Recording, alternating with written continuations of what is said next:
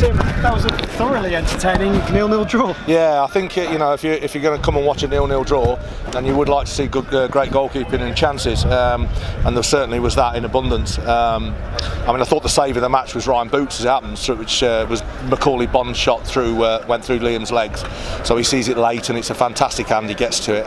But with all due respect, Dean Brill's had to make half a dozen at least, which is what he did down there. He was man of the match down there when we played him, and once again probably their best player today for me. The way we played I was delighted with. I thought we would change to 3 at the back to match them up, and thought that was probably the best way to get a foothold in the game. Obviously we wanted to win, but you'd have to win it in the first 5 or 10 minutes. So that's how we set out, and I thought the system worked really well, bearing in mind we didn't have a hell of a long time to talk about it or even work on it after the Bromley game. But I'm delighted with them all to a man. I thought they were terrific, and that shape, I think we're made for it really when you look at our personnel, but that's something for the future. But listen, congratulations to Leyton Orient. It's a very, very difficult job to do to win this division. It's a tough division, and they've proved themselves worthy winners. So if I could congratulate Justin and his staff and all the players and everyone at Leyton Orient, so good luck to you next year. But credit to your team, because you pushed them all the way, and you've pushed a lot of teams all the way this season. Yeah, without a shadow of doubt. It always makes me laugh when people go, they're good at what they do. Well, what's that then? Take you apart at times, you know what I mean? Some of the sublime reverse passes that we put through to Vaughan on the outside, and between bodies and out to Record, and some of the passing, the little quality little diags that we play, they're top quality balls and passes in any division. Have a look at the tapes of some teams in the higher echelons, and they hit those balls all the while. It's funny when Liverpool played, can't remember who it was the other day, and Jurgen Klopp, Southampton made 2 changes, and he said, it made a difference because we started running forward and passing forward. Can't score unless you pass forward, you know what I mean? So whether it's over 50 yards or 10 yards, you've got to try and break lines and pass the ball. And listen, when you look at our front players and our, the likes of Osborne as well in midfield, and Carter, they can cut you to ribbons with passes. So styles are what they are, but we can mix it up. And I've been over the piece. We've been wonderful, but we've got to go to Dagenham now and finish the job.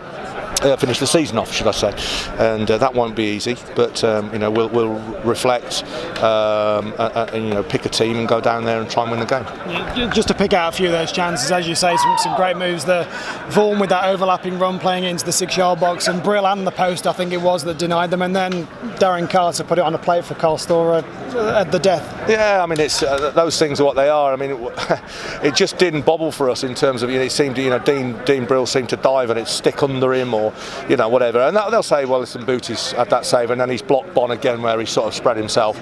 But it's just seemed time and time again it just needed to stick on the line, and it just needed a prod to get it in and score the goal. But we're always going to be a threat from set plays. We've got good delivery, good height, good movement patterns, and we can hurt people. But that's just part of our game, because the ball's going to roll out of play all over the pitch about 130 times in this division in a match, and the ball's only in play 60 minutes. So if you don't know what you're doing from throw-ins all down the line and all restarts, you're in big trouble. So that was a starting point for us, and also to get players in that are adept in this division, and I think we've done that. And the trick now for us is to finish the season off, see where we are in the playoff situations and who we've got and what we've got to do, and then move forward as a team and as a football club. Shouldn't be hugely surprised by a 0-0 today, because I think that's 40 clean sheets or something ridiculous between the two sides. 22 for Ryan Boot, and the defence, Alex Goodger, your player of the year. It's just been a phenomenal season all round. Yeah, it has. Listen, this time last season we were going up to Tranmere sweating on needing a victory, otherwise we were going to the last game of the season to stay up against Eastleigh here, and we managed to win the game. So to be sort of in that position of 5th bottom or whatever we were, I can't remember exactly, 4th or 5th bottom, to now finishing in the top 3 was a stunning turnaround, and I don't think it can be underestimated. Obviously the board and Darryl, what they've done to the football club, the infrastructure, but also to the players. To a man, they've been absolutely first class. They've come in at the end of June, trained over there on the park for a bit, doing all their hard work on Elmdon Park, and then we got into the football stuff, and they've been wonderful from start to finish. They've stuck together. They've cultivated a really good spirit. We made a couple of additions just after Christmas who are good players at this level, in my opinion. And we're going to finish in the top 3. So it is a stunning effort. I don't think anyone in their wildest dreams thought we were going to, when we've got beat say 3-0 down there, but early in the season, thought we'd be hanging around now. I did, and I've been telling them all along that I think they can do big things, but I don't think anyone else really did outside of our little square circle in there. So, credit to all of them. I'm proud of them. But listen, the season ain't over. You know what I mean? So we've got a very tough away game at Dagenham, and then we've got to get our heads down, do some homework, and start have a big performance in a game on our turf. Yeah, just one final point on that great season it has been, but football's a greedy game and you always want more, and you can achieve more.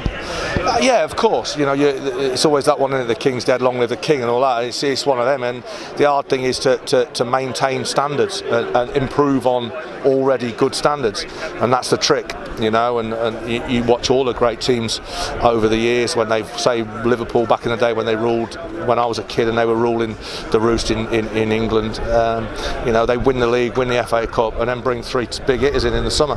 That's how you've got to roll. You've got to keep improving on what you've got. You've got to make your squad very, very competitive, and keep building your football club. And we're built from humble roots. Clearly, we're an embryonic football club, but it's been nothing short of meteoric this season, if I'm honest. I don't think anyone can possibly believe the standards that we've shown, and my job's to make sure that they maintain those standards and improve on them. Cheers, Tim. Nice. Pleasure.